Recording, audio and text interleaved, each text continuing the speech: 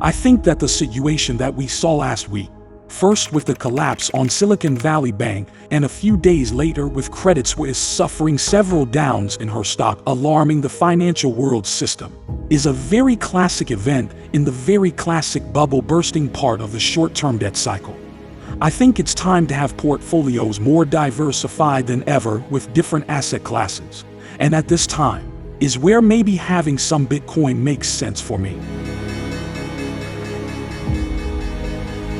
Don't forget to subscribe to Investube channel and click the like button if you like this video.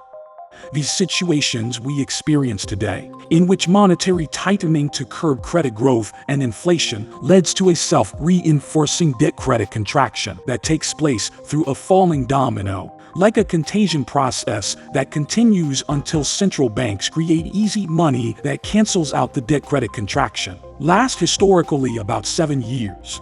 These short-term cycles accumulate debt assets and liabilities to the point where they are unsustainable and eventually collapse in a debt restructuring and monetization that typically occurs approximately once every 75 years. While in different cycles, the sectors that are in bubbles are different. For example, in 2008 financial crisis, it was heavily in residential real estate and mortgage debts.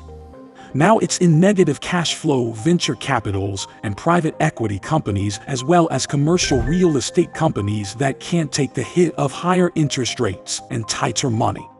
Based on my understanding of this dynamic and what is now happening with this bank failures and recent stress in the financial system is a canary in the coal mine. In other words, an early warning of something that will have repercussions in the corporate world and far beyond. But for now, it is too early to know how great the damage will be. How the machine works.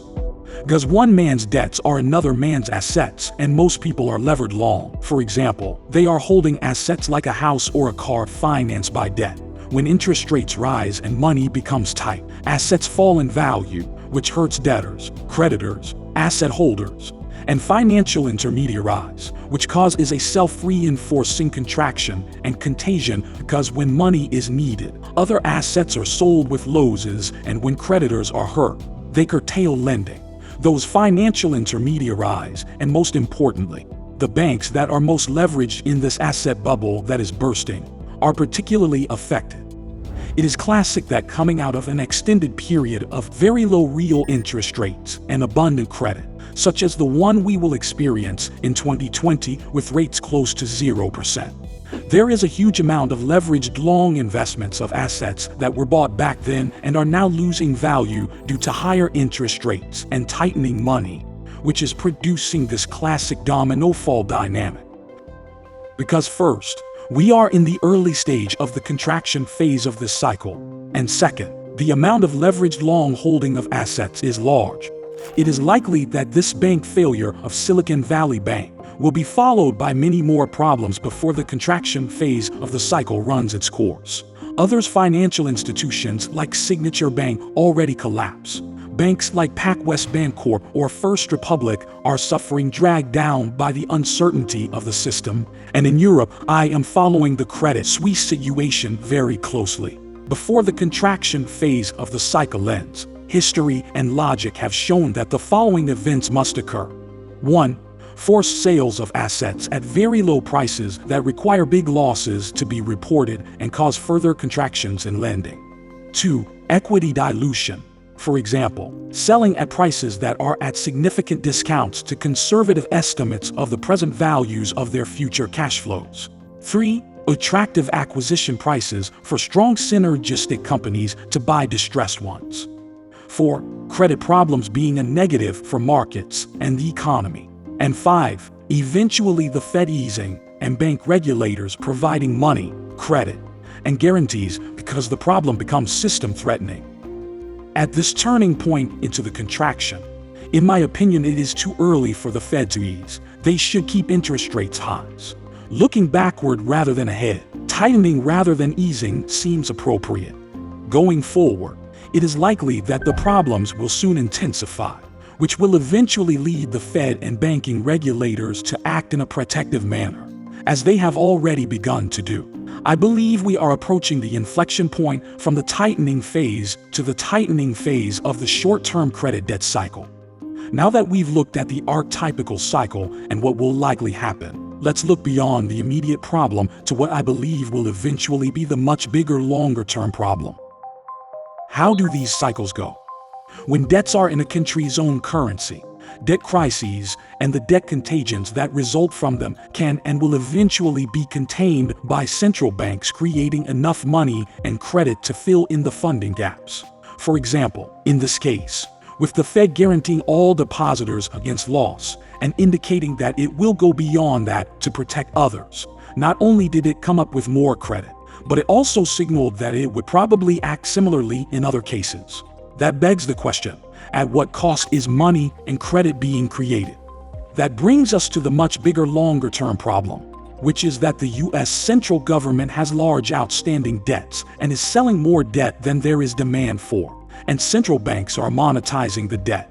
Controlling the problems is financed by the central bank printing money and buying the debt. With debt assets and debt liabilities so large, it is very difficult to keep real interest rates high enough for the lender creditors without making them too high for the borrower debtors.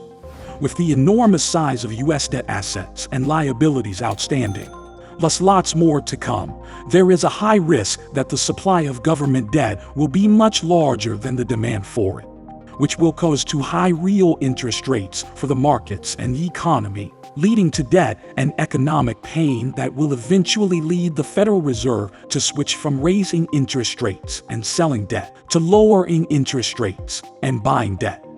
While people are now not thinking about the next interest rate cut and QE of the Fed, we should, because the timing of these is probably less than about a year away, and that will have big effects. I think that there is a good chance that it will produce a big decline in the value of money. So, it looks likely to me that the financial economic picture over the next year or two will be tough. While in this observations I have been focusing on the money credit debt market economic dynamic, let's remember that it is being accompanied by the internal conflict dynamic, most importantly the 2024 US elections that are coming up, and the external conflict dynamic, most importantly the US-China conflict and the US-NATO-Russia conflict. All of these conflicts affect each other. The setup implies to me that there is a significant risk that there will be 1. Bad financial and economic conditions at a time of 2. Bad internal conflict, and 3. Bad international conflicts with the world being leveraged long. In a nutshell, it looks to me like the next 2 years will be a very risky time. Please understand that I am not sure of anything. That is why I believe the key to good investing lies in achieving a balance of uncorrelated streams of good returns, so that one's portfolio has little or no bias to rise and fall as these conditions improve or worsen. As I have repeatedly stated, this reduction in risk can be done without reducing expected returns. So that is what I think and what I recommend doing. The time of Bitcoin.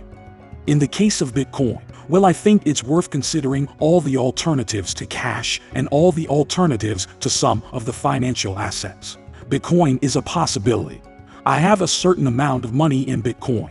It's a small percentage of that which I have in gold, which is a relatively small percentage of what I have in my other asset classes and so on.